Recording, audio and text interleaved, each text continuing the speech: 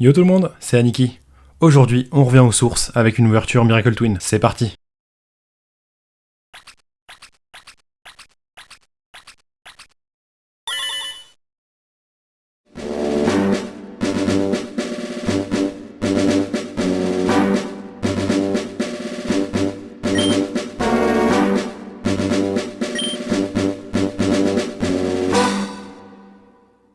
Miracle Twin, ma toute première ouverture sur la chaîne. Et au suite du sondage Instagram que j'ai posté récemment, vous avez apparemment voulu qu'on rouvre du Miracle Twin, donc je me plie à la voix du peuple, à la démocratie, et nous allons donc rouvrir ce set. Alors c'est un set qui se compose de 94 cartes du base set plus 21 secrètes, un set qui feature en star Mewtwo et Mew, ça c'est quand même plutôt prometteur. Mew et Mewtwo que je n'ai pas eu la dernière fois, mais peut-être que cette fois-ci, hein, on verra ça à l'ouverture, peut-être qu'ils vont apparaître. Bon, il s'agit d'un set de la fin de Soleil et Lune, numéroté SM11, donc bon, on va se lancer assez rapidement. On va pas trop perdre de temps en conjecture. Mais avant ça, on va vérifier les abords de la boîte. Alors, on a Tauros d'un côté, Araqua et Parécool. De l'autre, nous avons Tokorico, Dodohala, ainsi que Léopardus. Pas de perte de temps, le 5 cutter, et on ouvre.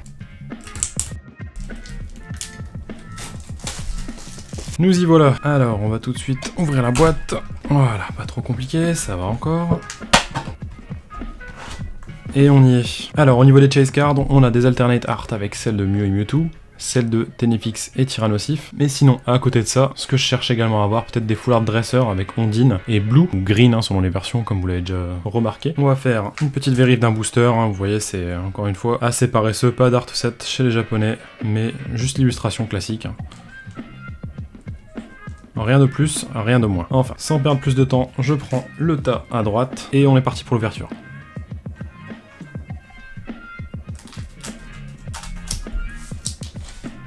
On y va. Alors, la première fois que j'ai ouvert ce set, j'avais moins prêté attention aux illustrations, ou tout du moins aux illustrateurs, donc cette fois-ci je vais pouvoir le voir avec un œil un peu plus neuf. Et on commence tout de suite avec du Tomokazu Komiya pour Sauf-Kipu. On connaît le trait, hein, vous savez très bien, c'est une superbe carte que j'ai déjà, mais que j'apprécie grandement. C'est suivi de Mini Draco, puis de Statitique par Midori Harada. Par quoi va-t-on démarrer ensuite Ce sera une Unko, donc une peu commune, avec Manternelle par Kagemaru Himeno, illustratrice historique du TCG. Et on terminera sur le magnifique Tenefix.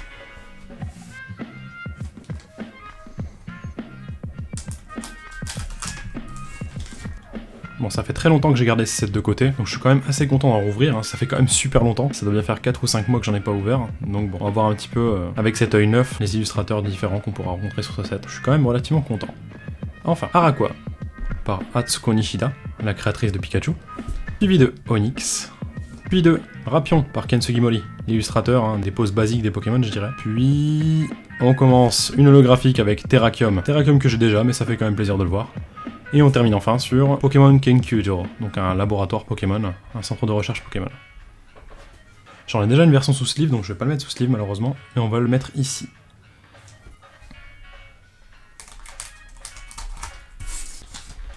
Je me sens grave nostalgique de mes débuts sur YouTube, c'est drôle, pourtant je suis pas là depuis si longtemps que ça, mais c'est quand même marrant. Enfin, on démarre avec Ekayon, illustré par Sui. Belle illustration, franchement, ça rend super bien. Puis, le fameux Tauros qu'on a pu voir sur le côté de la boîte, suivi de Couverture. Puis, ce sera Bruiverne, un de mes Pokémon préférés. Hein. C'est parti de la classe des chauves-souris, donc les Pokémon chauves-souris, ça me plaît fort, donc j'aime assez. Et on termine sur... Waouh, yes, So Liputu, hein. Donc Liputu illustré par So. Comme d'habitude, hein, le style est reconnaissable, très appréciable, j'aime énormément.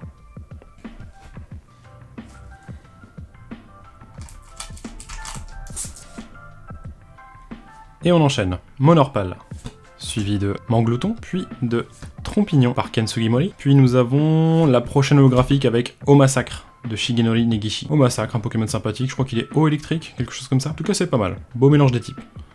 Puis on termine sur Drascor par Satoshi Nakai. Au Massacre, je l'ai déjà également, donc il va venir juste s'empiler ici.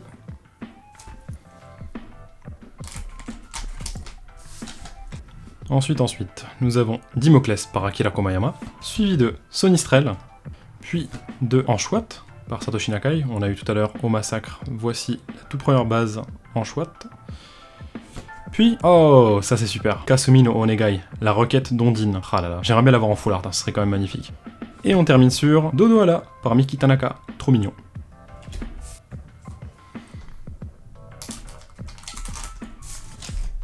Pour ceux qui étaient là au tout début de la chaîne, je sais pas si vous vous souvenez de la toute première secrète que j'ai tirée dans ce display. Il s'agissait de Psycho Quack et Ramolos en Rainbow. Très très belle carte. Hein. Et là je me demande bien ce que je vais tirer. Si je retire la même, je serais un petit peu dégoûté, mais ce serait le jeu quand même.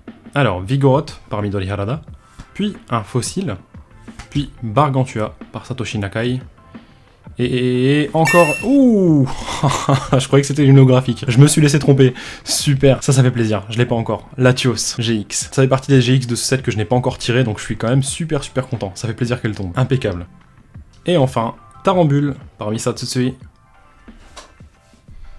Le Latios GX. Ah, c'est cool. Au moins, j'aurai une GX sur le tout que je n'ai pas encore.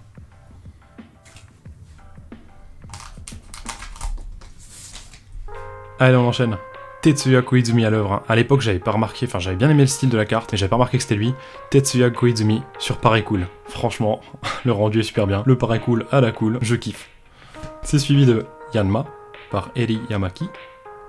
Puis Carapagos par Hyogonosuke. Ah là, j'ai l'impression de redécouvrir tout le set en fait, c'est magnifique. Avec des yeux différents. Hyogonosuke, j'adore, hein. C'est toujours aussi bien. Puis Akira Komoyama sur Bagaïd.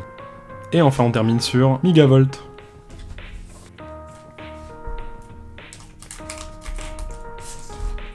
Vraiment, c'est un plaisir pour les yeux ce set, hein. J'adore. Le 9, suivi de Gurutan par Naoki Saito. Puis, oh yes. C'est vrai que j'avais remarqué la beauté de cette carte la première fois, mais là, maintenant que je sais que c'est fait par Soso, ça fait grande le tout encore mieux, quoi. Draco par Soso. C'est magnifique. Profitons un peu ensemble de l'illustration. Draco qui semble être sous la mer, c'est juste sublime. Regardez-moi ces détails, les rayons de lumière. Enfin, tout est bien détaillé. La végétation sous-marine et tout. Enfin, Soso, quoi. Comme d'habitude. Puis, oh, une holographique avec Exagide, que j'ai déjà. Et on termine sur Aeropteryx par Hasuno. Alors, pas sous sleeve vu que je l'ai déjà.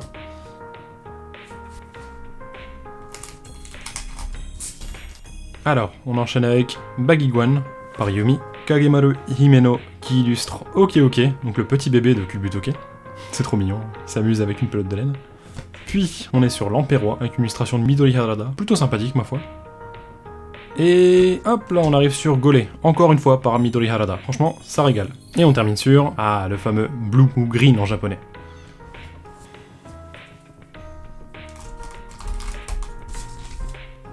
Et on enchaîne avec l'Arveillette par Shigenori Negishi. J'ai cru voir quelque chose derrière. Hein. Je ne dis rien, mais j'ai cru voir quelque chose. C'est suivi de Chakripan, qui est là pour voler une balle apparemment. Sympa. Puis Doudouvé par Asako Ito, le petit style tricoté. Hein. Et on enchaîne sur... Oh, le Celebi de Megumi Mizutani. La première fois où je l'ai eu, j'étais vraiment ravi de l'avoir. Hein. C'est vraiment une superbe illustration de Celebi. C'est magnifique. Puis on termine sur Léopardus par Sui, illustratrice de talent, hein, bien entendu. J'ai déjà ce Celebi, qui rejoint les autres.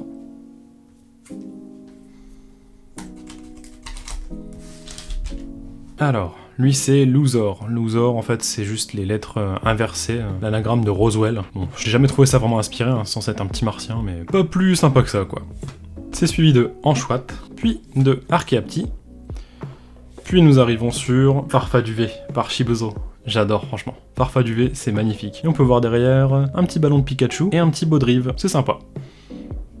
Et enfin, on termine sur Minotape par Kyoko Umemoto.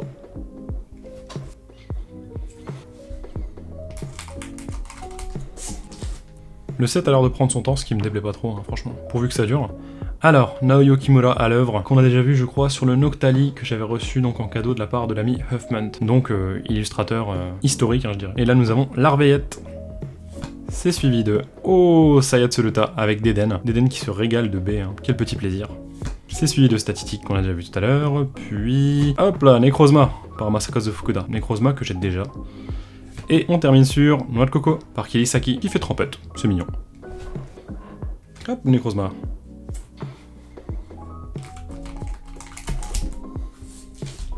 On arrive bientôt à la fin de la moitié de droite. On enchaîne avec du Tomokazu Komiya sur Sofkipu qu'on a vu, puis Rototope, puis Monorpal, Stylix. Oh, c'est stylé ça. Et on termine sur Argust par Midori Harada, un peu une tête de redneck lui quand même, hein. C'est chaud.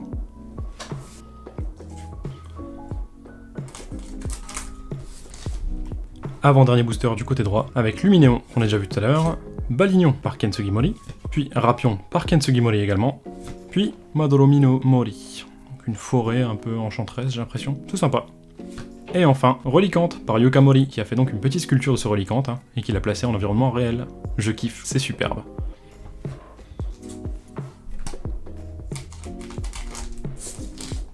Dernier booster du côté droit, avec Araqua, suivi de Manglouton, puis Couverture, et oula, let's go! Psycho Quack et Ramonos en GX par Mitsuhiro Arita. Ah là là, sublime illustration, hein, j'adore. Et c'est bien parce que j'avais pas encore cette GX là. C'est plutôt cool pour le moment, j'ai de la chance sur les GX qui tombent. Je suis ravi, c'est magnifique. Et on termine sur Loclas par Kagemaru Himeno, qui s'amuse hein, dans l'eau et qui fait signe à Ondine. C'est sympatoche. Belle illustration. Bon, franchement, je suis content. Je tombe sur 2 GX que j'avais pas, donc ça m'aide un peu à compléter. Ça fait grandement plaisir. Tous les boosters du côté gauche, et on y va.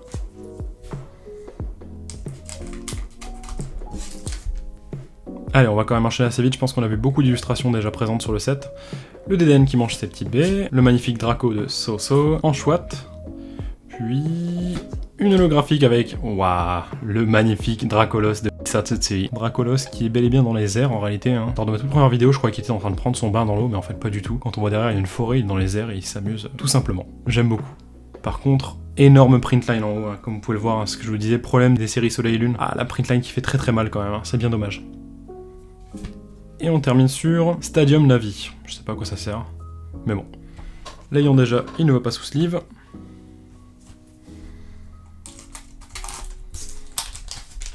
Archeapti, qu'on a vu tout à l'heure, Araqua, Louzor, puis la magnifique, Liputu de So-So, et enfin une énergie neutre.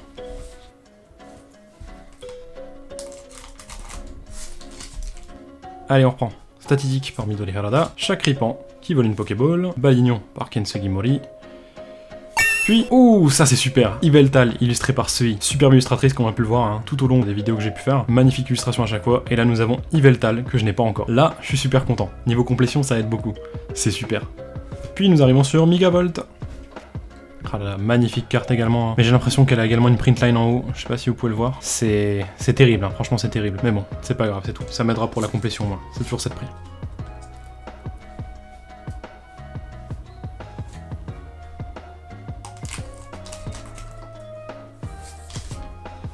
On enchaîne avec Doudouvé par Asako Ito, puis le Parecool de Tetsuya Koizumi, Monorpal, puis nous arrivons sur le Dodoala qu'on a vu tout à l'heure, et on termine sur Megapagos par Koki Saito, en train d'affronter la pluie, hein, on dirait, c'est pas mal.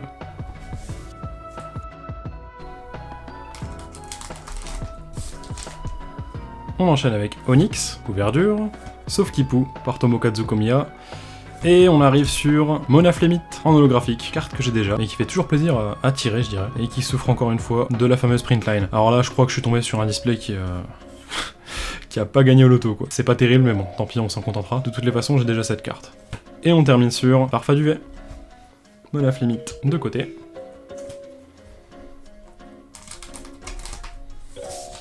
Ah, quand je vous disais qu'il y avait de sérieux problèmes de printline dans Sun et Moon, hein, je plaisantais pas. Hein. Là c'est grave, ça fait plusieurs holographiques qui sont littéralement endommagés, que je suis un petit peu déçu quand même. Mais bon, c'est la malchance dira-t-on.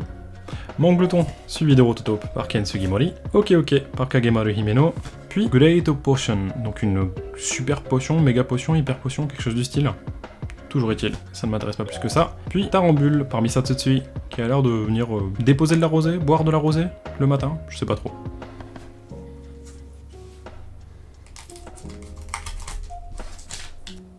J'espère que je peux me payer une printline sur ma secrète, ce serait quand même bien dommage. Alors, Luminéon, non, Écaillon, pardon, par Sui, suivi de Tauros, Rapion, et... Oula, je pense qu'on y est les amis, je pense que nous y sommes. Allez, 3, 2, 1, on y va. Oh. Alors non, c'est pas la secrète, par contre, c'est la carte qui me manquait pour compléter les GX de ce set, il me semble. Oh là là, quel plaisir, Mewtwo et Mew. Je suis super content d'enfin de tomber dessus, quoi, enfin c'est... Ouf. J'avais juste l'appréhension de me dire que je risquais quand même de faire des doubles sur les GX, et là je crois que j'ai vraiment beaucoup de chance. Donc bon, ça va vachement aider pour la complétion. Très heureux de la tirer. Et c'est bien sûr illustré par le saint patron Mitsuhiro Arita. Donc un kiff de bout en bout, hein, bien entendu. Et enfin, le laboratoire de recherche Pokémon. Ah, je l'ai enfin cette carte, je la voulais absolument, d'une façon ou d'une autre, et elle est tombée.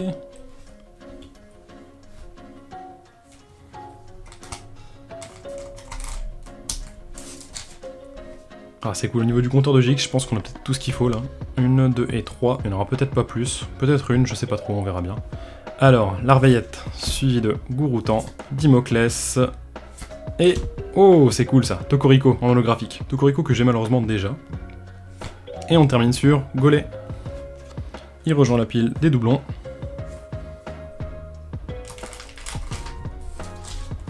C'est vraiment un plaisir de ne pas être encore tombé sur la secrète, hein. J'espère qu'elle va se retarder le plus possible. Voir qu'il y en ait deux, ce serait super.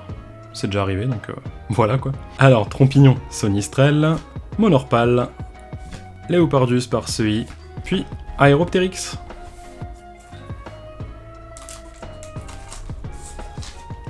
On enchaîne avec Onyx, Carapagos par Yogonosuke, Yanmega, qu'on n'avait pas encore vu mais que j'ai déjà. Puis Sarmorai en holographique. Il est incroyable ce Pokémon quand même. Introduit dans Soleil et Lune, c'est vraiment un des Pokémon insectes les plus stylés de tous les temps. Bon, malheureusement, Printline encore une fois, hein, comme vous pouvez le voir. Ça craint, franchement ça craint. Enfin. Et on termine sur Giant Bomb. Giant Bomb, donc une bombe géante. Sarmorai, je l'ai déjà, il va dans la pile. Et il nous reste 5 boosters. J'espère qu'on peut avoir quelque chose de bien là-dedans. On croise fort les doigts. Et on déballe.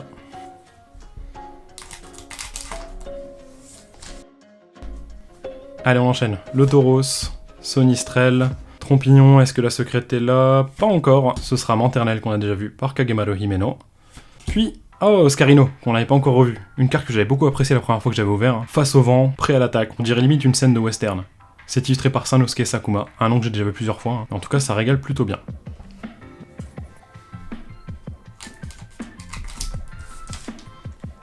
Allez, on y va. Dimoclès, Mini Draco, Pareil Cool par Miki Kudo. Donc l'autre version de Pareil Cool qui apparaît dans ce set, avec un petit, je crois que c'est rose bouton là-bas. C'est trop mignon, franchement j'adore le style. Miki Kudo, hein, que j'ai déjà vu à plusieurs reprises et que j'aime beaucoup aussi. J'en parle beaucoup moins, mais je pense que je devrais m'intéresser de plus près à ces illustrations.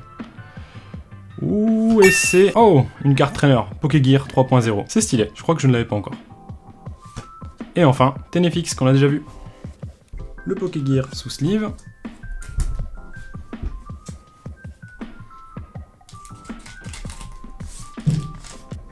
On approche de la fin. Bargantua, suivi de Mini Draco par Sekio. On n'avait pas encore vu cette partie de l'illustration, mais je l'apprécie grandement. Elle est vraiment super belle. Sekio, hein, qu'on a pu voir sur le Rhinocorn qui était sur Sword and Shield, un Rhinocorn aux traits fins et aux couleurs très claires. Sekio, franchement, un style qui régale quand même plutôt pas mal, quoi. Un fossile. Ah, ça c'est Natram, du coup l'évolution de Louzor. Louzor qui faisait à l'envers Roswell, Natram qui fait à l'envers Martien. Donc c'est un anagramme encore une fois. Et là c'est illustré par Kyoko Omemoto. Bon, c'est un peu psychédélique tout ça, ça me plaît pas trop. Et on termine sur... Waouh, Chapignon par Atsuko Nishida. Franchement, ça rend super bien. Il est superbe.